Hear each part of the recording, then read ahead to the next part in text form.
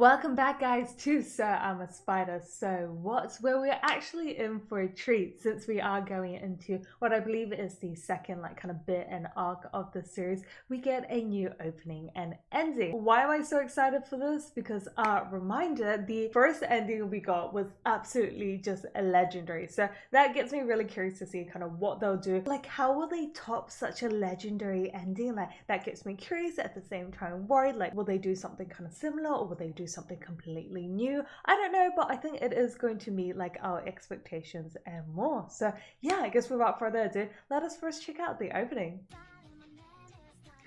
Oh, we actually start out with Sean. Oh, looking good. Oh no. Hey, I love the new booty. Oh, she's actually drowning. They're in the cave. They're in the cave. Oh, no. Oh, no.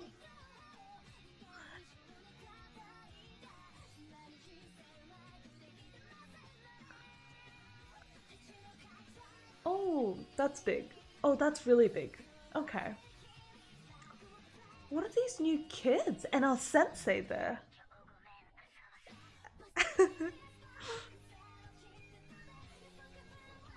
Oh my god, it has like a laser beam or sword.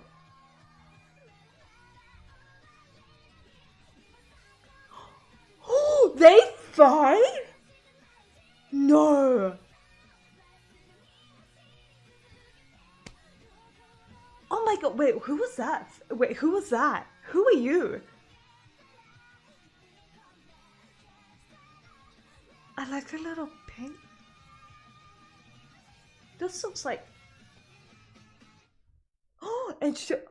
Oh my god, where to begin? I knew the opening kind of based on the previous one was going to give us like major awesome things, but oh my god, I don't even know where to start with the amount of things they kind of showed us within this episode. But I guess firstly, I love the rock and roll they added there. Like, I gotta say that the series is overall a fan of kind of rock and roll, because we've seen our spider, you know, just smashing her guitar and just yelling like kind of screamo rock, which I'm absolutely kind of living for, because it's not something I feel like we usually kind of see. Like, I'm really liking the fact that they threw in that rock and roll, which was a banger of an opening already.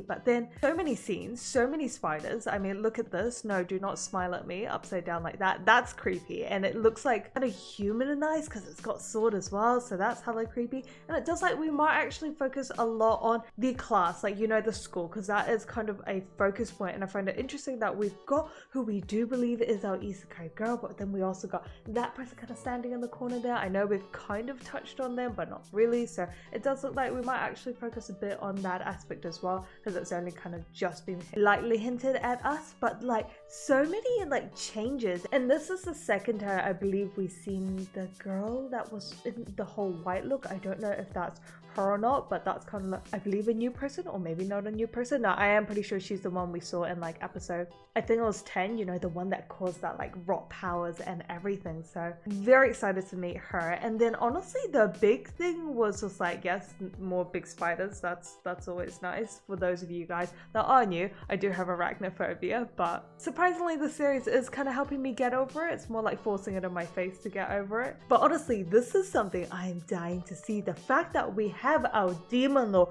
versus our little spider. Like, what? I guess that does kind of throw out the theory that Kumiko might have been the demon lord, because, you know, it was playing with the timelines of like past, present, and future. But I think this does confirm that that kind of theory is out the window. But the fact that they fight, like, why? But it's gonna be epic, so that's just gonna be epic. I think I'm like dying to see that, along with a couple of more new characters as well. And my main question is this Faye? Because that is freaking awesome. I do believe it's Faye, but oh my god, she turned out so different that I kind of thought, was it she blue?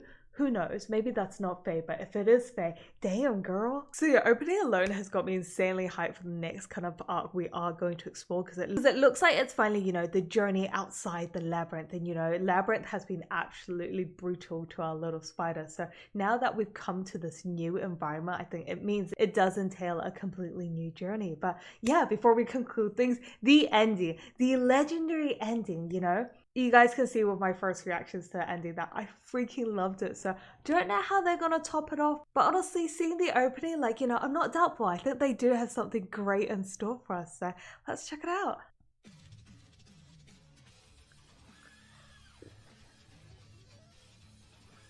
No. Oh my god, they did it. This is new kind of terrain. Oh. Does look like she's dodging things. Oh! What?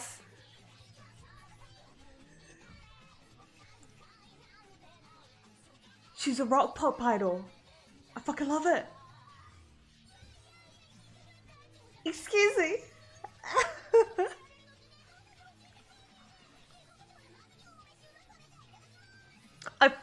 I feel like she's giving me the biggest fuck you ever.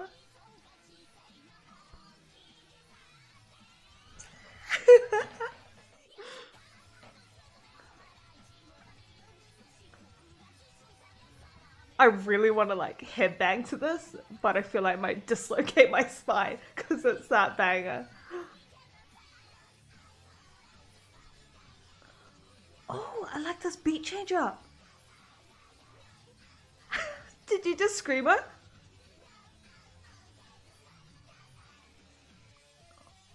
Oh, sumimasen.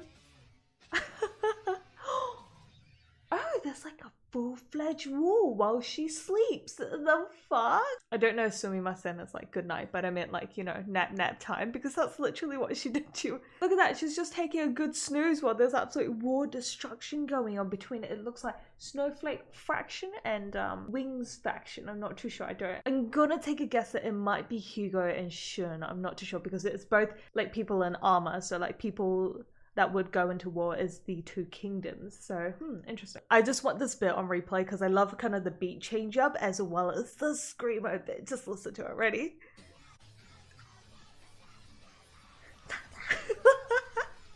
I love it. You can just feel like her freaking anger, like the pain and like anguish that she's been through, and her just like venting it out. Like I feel like previously, if it was her kind of more, it was more idolish. Like it was still kind of like popping and rocking, but it was more like idolish, and it was more just like her venting out what I felt like was her frustration and her complaints about how she was reincarnated as like a spider when she could have been reincarnated as anything else. And they did the beat change with that kind of very traditional Japanese kind of, I felt like singing, but this time instead they did a beat change by doing like the screamo rock, which just felt like her giving me the biggest like fuck you everyone, which is what I was feeling. I wish there was subs for this. I really want to like read exactly what she's saying, but I just felt like she was giving us the biggest like fuck everything. And I could relate, you know, the journey she's been through and like now the journey she's also gonna face. I could feel like her giving me just like the absolute biggest like fuck all of this, fuck this, but you know, I'm gonna get out of this because I've been surviving through all this shit. So it was great. And you can really feel her attitude with this bit. I love this bit as well. Nah. I love this. Why do I love that bit so much? This is where I'm just feeling, you know, that attitude of her picking her nose, you know, poking silly faces, and oh wow. I mean, like, when things are so legendary, I feel like you shouldn't change them, but when you're able to redo legends again, it's just like, you know what? Touche. So yeah, before I go on for another 20 minutes of praise about how I love both the opening and endings and how they were able to do such a legendary ending again, let's instead jump into episode 13 and see how this like new kind of arc does begin. So yeah, on that note, hope you guys have enjoyed this video and I'll definitely catch you guys for episode 13.